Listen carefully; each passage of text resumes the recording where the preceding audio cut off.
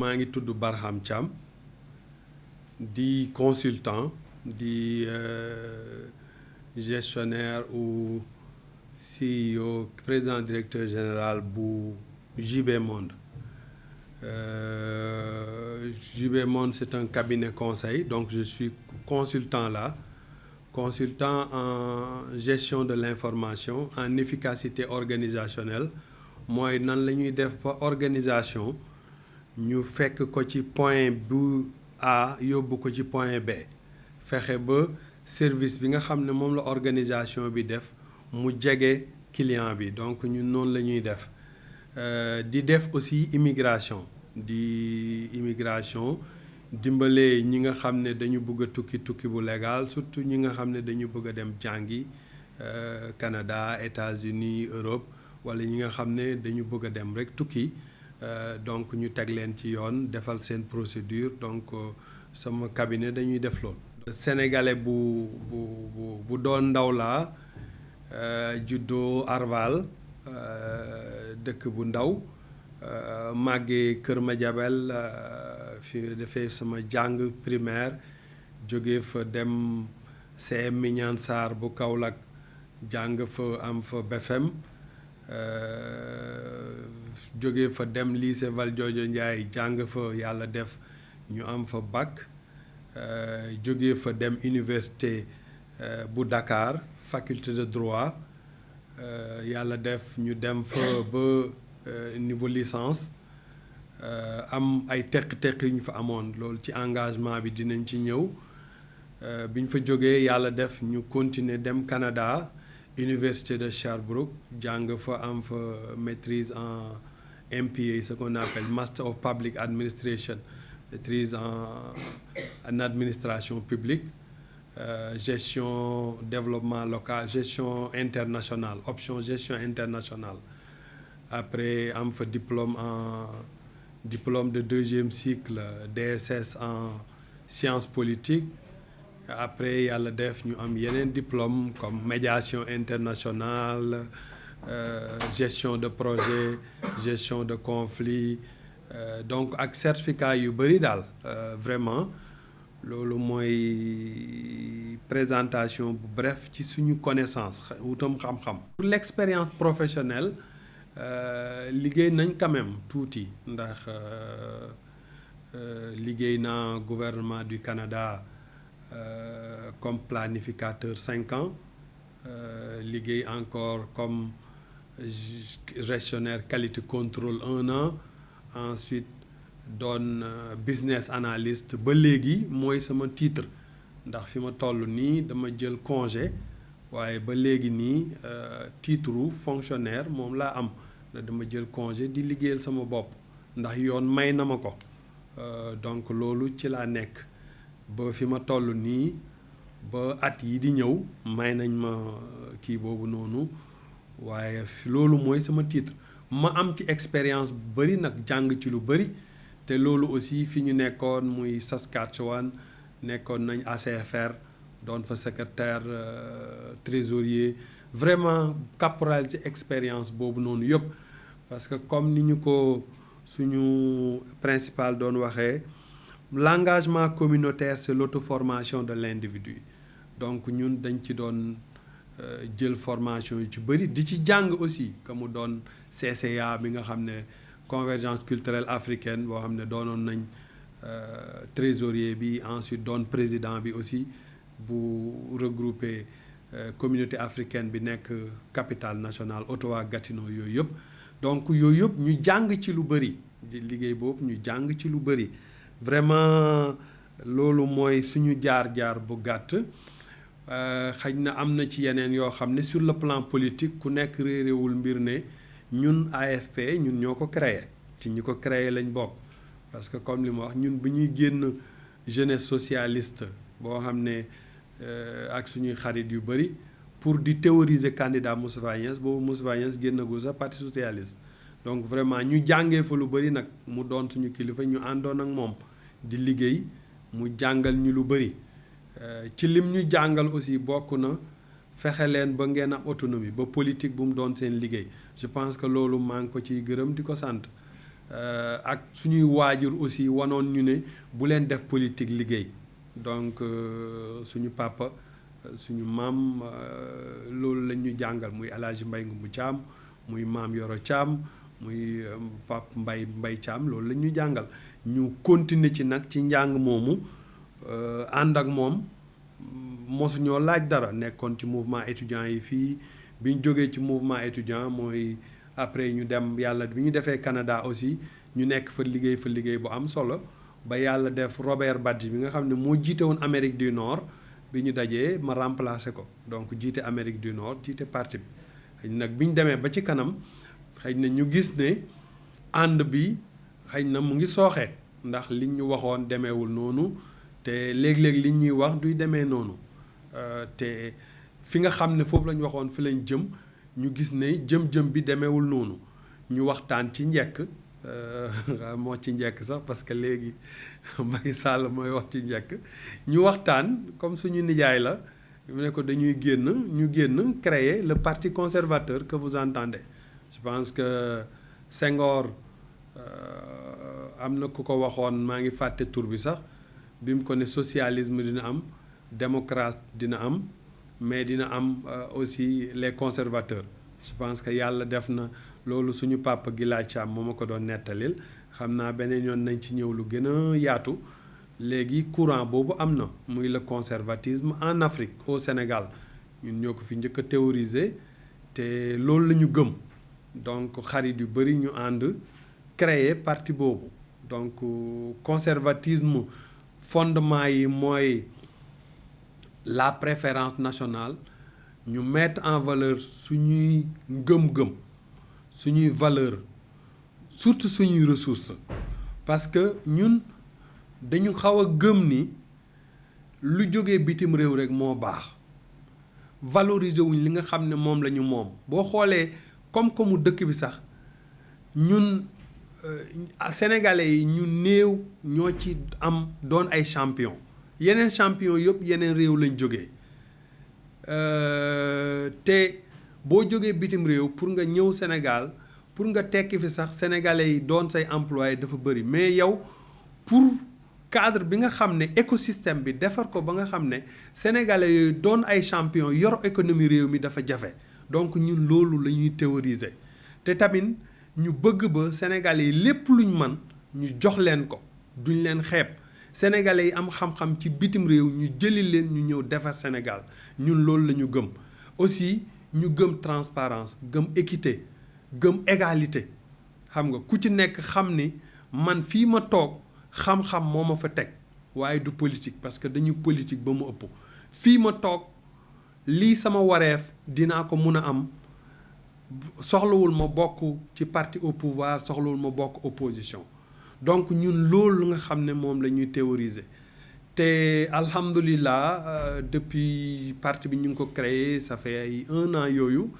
te alhamdulilah nit ñi ñu ngi ñuy wëyu ñu ngi ñuy déglu. Sénégal da ngay dem benn instant dafay mel ni kenn xamul qui est qui et qui fait quoi très sincèrement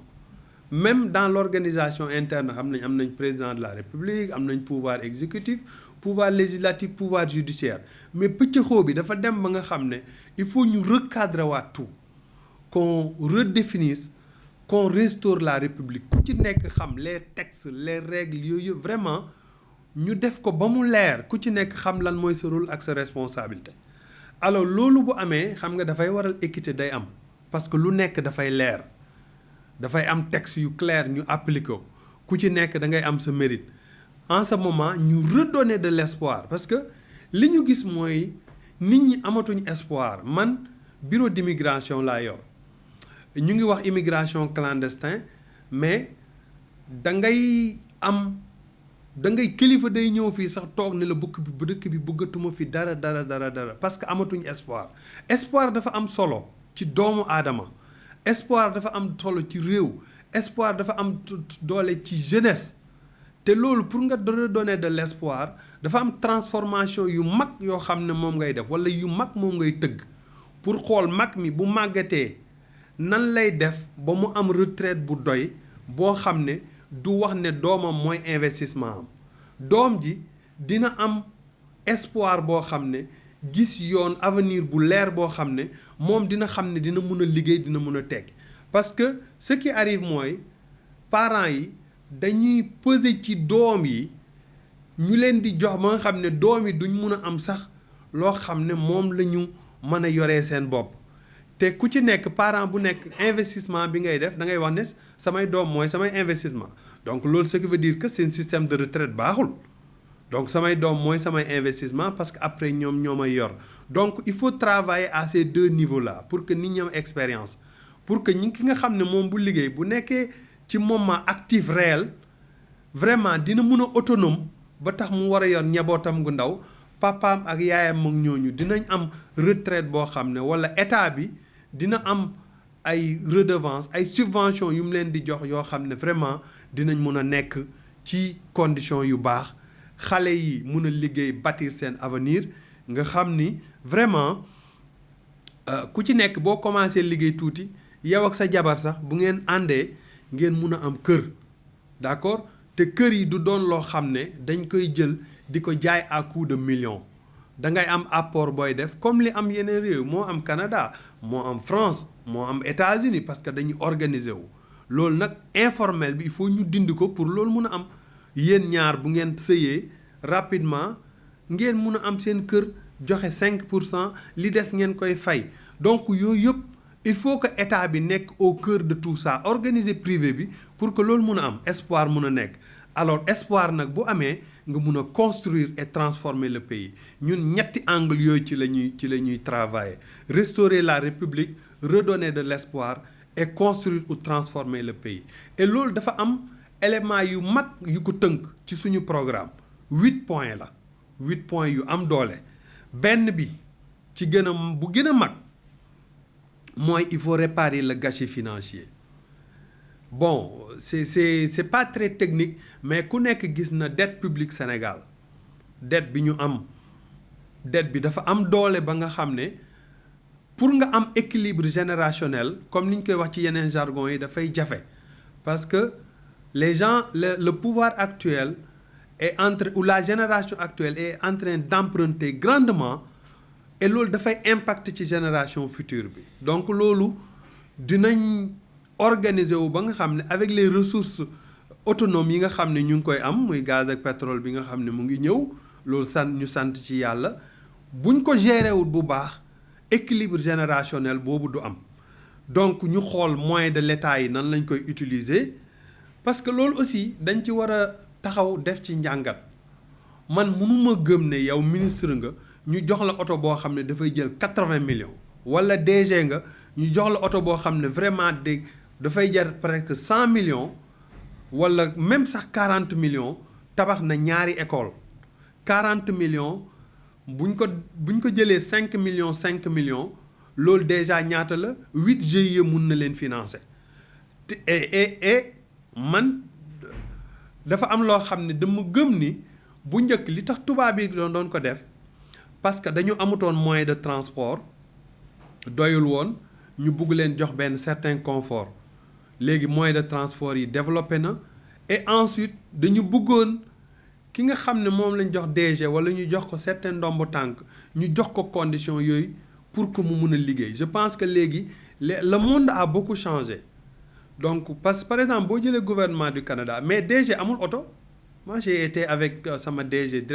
direction de la transformation Carolyn McIntosh mais amuloon oto mais on te donne un salaire consistant quand même mais salaire boobu noonu ça ne sert pas à faire alimenter la politique faire de la clientèle politique je pense que loolu moo tax ma wax ni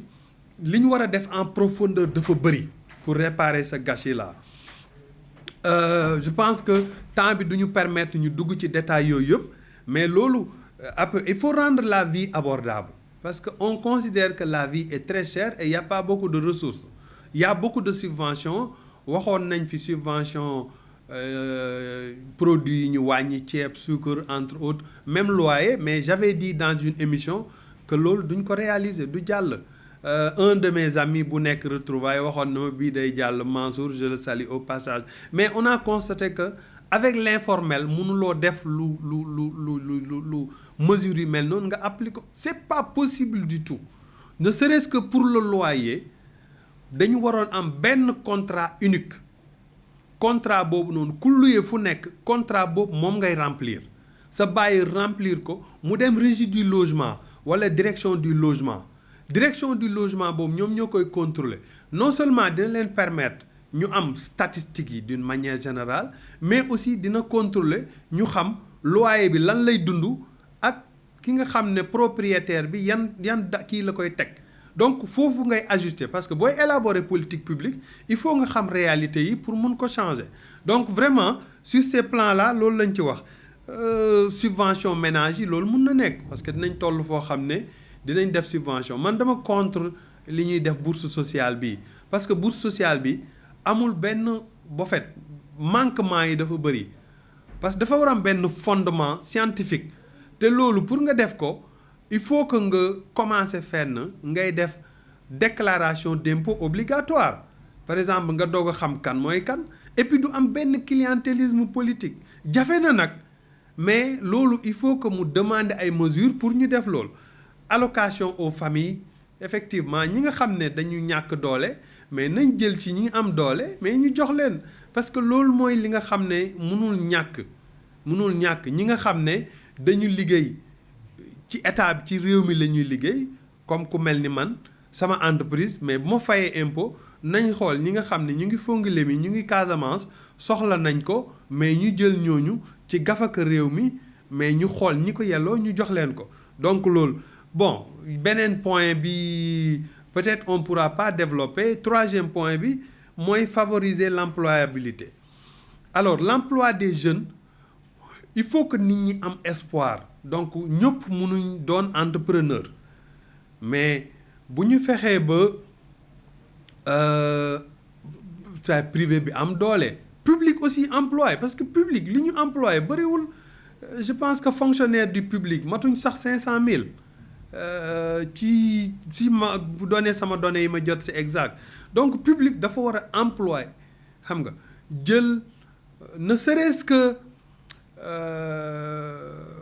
pour aider à collecter plus de ressources ressources foncières mais nañu dem nit ñi yor fii par exemple ki yor immeuble bi mais dafa war a fay impôt foncier impôt bu am doole man sama kër Canada mais maa ngi fay pratiquement 2 millions impôt chaque année da nga koy fay donc mu dugg ci gafaka commune bi donc suqali gafaka réew mi donc loolu il faut que ñu liggéey ci donc bu ñu ko defee xale yi mun a liggéey ci loolu loolu dafa am solo te aussi ci point boobu noonu ñu fexe ba pour nit ñi dugg liggéey ci fonction publique bu mu doonati ay recrutement politique c'est que Afrique dañu politique ba nga xam ne moom loolu daf ñu yàqal lépp daf ñu yàqal lu bëri vraiment nañu fexe benn porte d'entrée à la fonction publique poste bu génn ñu affiché ko ñi am compétence ñëpp yem foo nekk ci monde bi nga compétir léegi bu doonee ne def nañ examen nga jàll examen bi ñu def entrevue bi def bassin xool ñi nga xam ne ñoo qualifié ñu leen di jël selon les besoins de l'entreprise je pense que loolu bu ñu ko defee nit ñi bu ñu xamee ne am na équité am na égalité vraiment dina gën a améliorer lu bëri donc quatrième point bi ci suñu programme mooy favoriser un climat propice aux affaires donc li may wax rek informel il faut que ñu régler ko te c'est très simple wax naa ko la dernière fois bu ñu fexe woon ba ni léegi commerçant yi chaque année ku ci nekk sa déclaration d'impôt dañuy jël ñu defal la benn ligne de crédit de 20%. Par exemple def nga déclaration d'impôt fay nga impôt 1 million ñu ni léegi nañ la defal 20%. donc voilà ñu ni léegi am na benn 5 millions par exemple boo xam ni ligne de crédit la mun nga ko utiliser wala ñu ni léegi boo demee def import export yow di nga am benn gap ci li nga fay ci année bi ñu indexé ko loolu benn politique boo xam ne état bi il faut que mu liggéey ci ak association commerçant yi liggéey ci ak ñëpp xool indexé ko wax ay montants yoo xam ne par exemple boo fayee 20 millions dans l'année ñu ni état par exemple sa 20 millions yi dafay doon sa crédit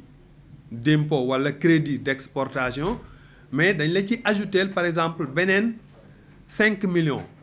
boo xam ne ligne de crédit la donc yooyu c'est des incitatifs yoo xam ne dina aider nit ñi à ce que ñu formaliser wu donc ñu xam ne du am benn njuuj njaaj alors yow boo dem Chine par exemple wala nga dem Amérique wala nga dem Canada nga jënd ay oto mais boo ñëwee mais doo taqale pour dédouanement parce que am nga fa ligne de crédit nga génnee sa bagage donc noonu la ñuy def pour régler l'informel donc différents secteurs économiques yi nga appuyer leen mais doo dem di joxe par exemple ci DER wala feneen nga joxe sa benn lettre de crédit boo xam ne amul njëriñ parce que boo joxee lettre de garantie boo xam ne da ngay dem banque bi ñu ne la il faut nga indi titre foncier entre autres non l'État doit être très puissant mais l'État doit être aussi le garant de la sécurité financière boo amee crédit ak état bi mais dañ la ko war a fay mais duñ nekk di dawloo par exemple ñun entrepreneurs yi ñun consultants yi mais moi qui vous parle l'État me doit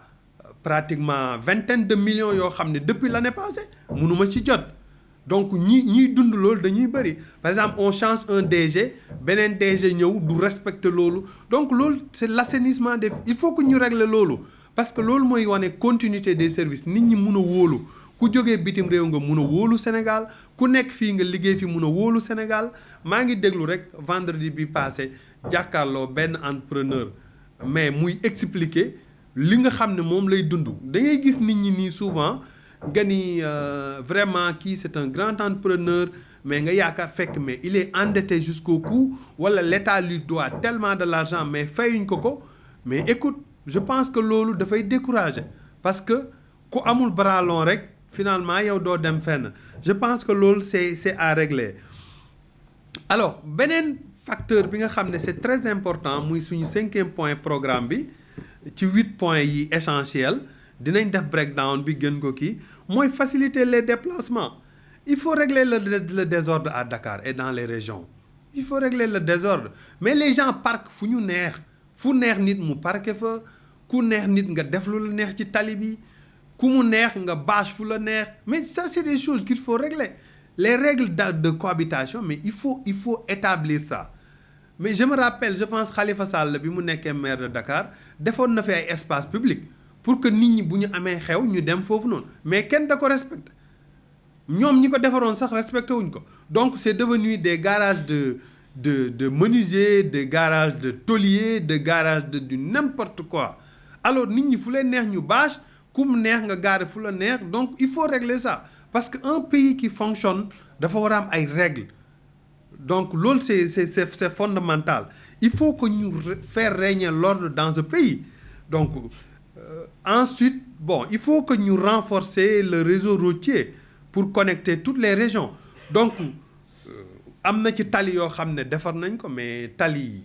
longévité bi 2 ans 1 an mu commencé am ay problèmes mais ñooñu il faut qu'on le rende responsable il faut que ñu def ensuite piste yi nga xam ne moom lañ defal mais piste kenn defaratee ko latérite bii ñu koy defaree boo demee dans d'autres pays mais piste boo xam ne j'ai vu benn piste entre Lamaram Ndiédiène mais c'est des nids de poules ensuite c'est devenu des marigots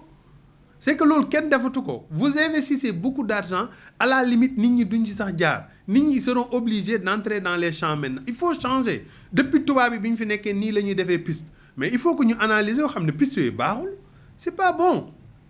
bon nañu defar piste yu baax vraiment mu doon c'est praticable yoo xam ne c'est pas pour investir de l'argent pour enrichir un Baram wala enrichir un Diallo ou enrichir quelqu'un d'autre je pense que loolu c'est fondamental parce que déplacement mobilité c'est fondamental ci économie donc beneen point bi 6e point bi c'est bâtir des communautés en santé il faut que nit ñi mun a wër il faut que ñu def ay même bu dee ay centre de santé la mais mu am le minimum de matériel mu am ay standards mu am ay vraiment matériel boo xam ne dinañ mun a def scanner ci buñ ko soxlaa mu am ay standards yoo xam ne dañuy wax ne par exemple dëkk bi bu amee tant de personnes léegi dafa war a am scanner dafa war a am échographie dafa war a am tel dafa war a am tel c'est-à-dire loolu c'est le minimum ci loolu ngay nattee bu ñu demee nga xam ne dëkk bi du ñu wax ne non Cheikh Diagne moo fa dëkk parce que politicien la wala xam na président de la république non c'est du n'importe quoi loolu am na réew yoo xam ne boo ko defee yow ministre bi doo fanaan am na ñun bi ma nekkee AYNAC am na suñ benn ministre boo xam ne intervention bu ndaw la defoon ci xaritam impôt mais moom ci boppam après bi affaire bi jógee moo démissionnel boppam fii nag les gens lu leen neex la ñuy def yow c'est que favoritisme ak clientélisme bi dafa doon loo xam ne ça n'arrange personne donc bu ñu xalaatee ñu ne écoute dëkk bu am lii di nga am lii par exemple à chaque 40 kilomètres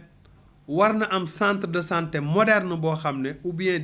hôpital moderne boo xam ne dina am scanner dina am docteur boo xam ne vraiment dina mun a def des diagnostics plus élevés dina mun a am échographie dina mun a am tel ou tel autre xam nga loolu te accessibilité bi am na ci yoo xam ne doo fay ñu catégoriser les gens ki mun a fay ki am assurance pas seen assurance xawma CMU couverture d'assurance maladie moi je suis contre ça c'est très mal fait c'est très mal fait ñu ngi koy théoriser di ko politiser mais c'est très mal fait la santé a un coût comme l'éducation a un coût donc je pense que loolu dinañ am occasion revenir ci et puis ñu fexe ba nga xam ne la santé le système de santé soit accessible à tous ñëpp mun ci jot mooy li may wax léegi ki mun a fay ñu xam ko ki nga xam ne mënul fay ñu xam ko donc 7e point bi mooy rendre le gouvernement plus efficace ñun loolu la ñu wax parce que efficacité gouvernementale dafa des da ngay xool rek déjà benn affaire dafay am déjà quand on parle du gouvernement on parle des secteurs stratégiques des secteurs opérationnels et des secteurs de contrôle donc yooyu mooy composé gouvernement yëpp dañ leen war a kii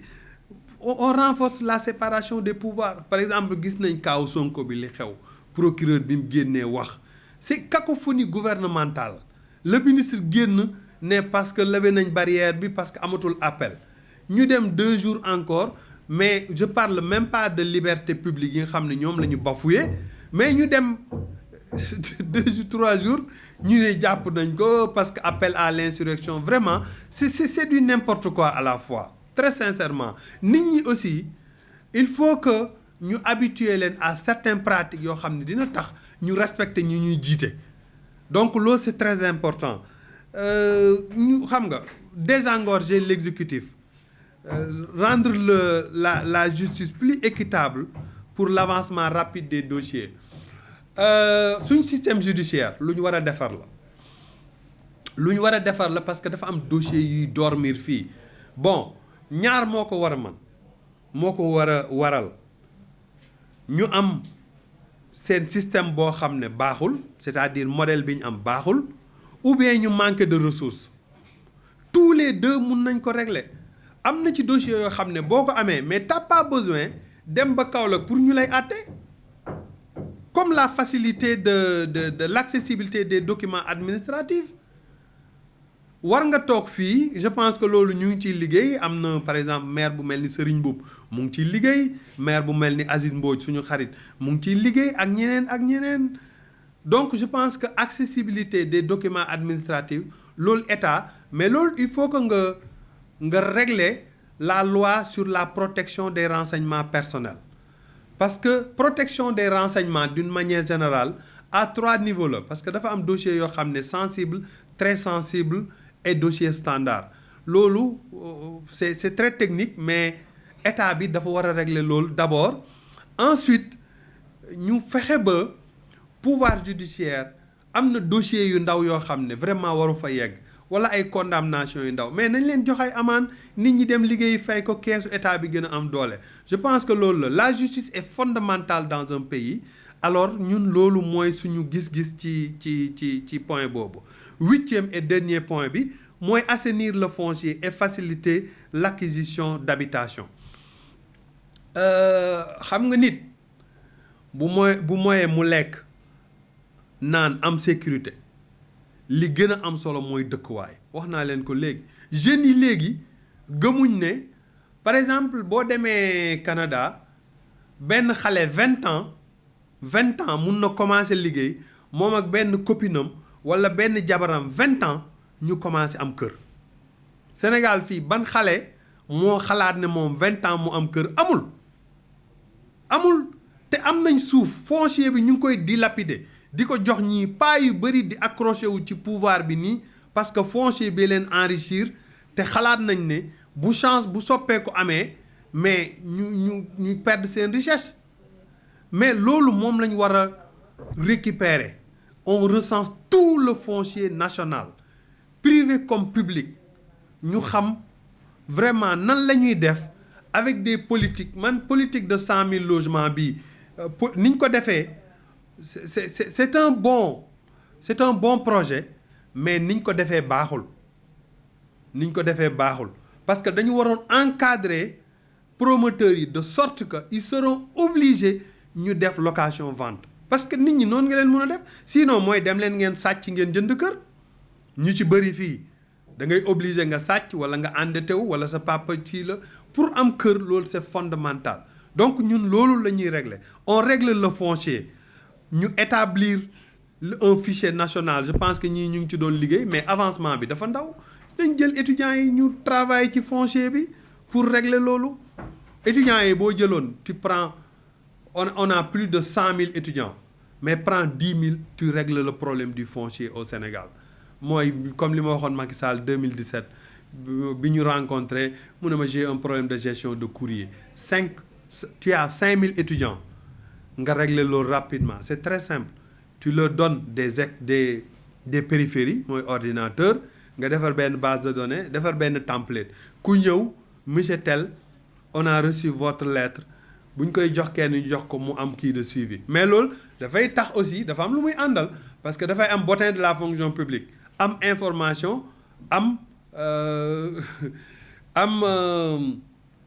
par exemple bottin de la fonction publique que l'information disponible tu vois pour que man ma mun a xam ne Fatou moo yor sama dossier je l'appelle j'ai le numéro je dis j'appelle pour le dossier tel ñu xool ko ne la dossier bi fii la toll mu am service standard d'accord service standard bi ñu par exemple extrait une journée la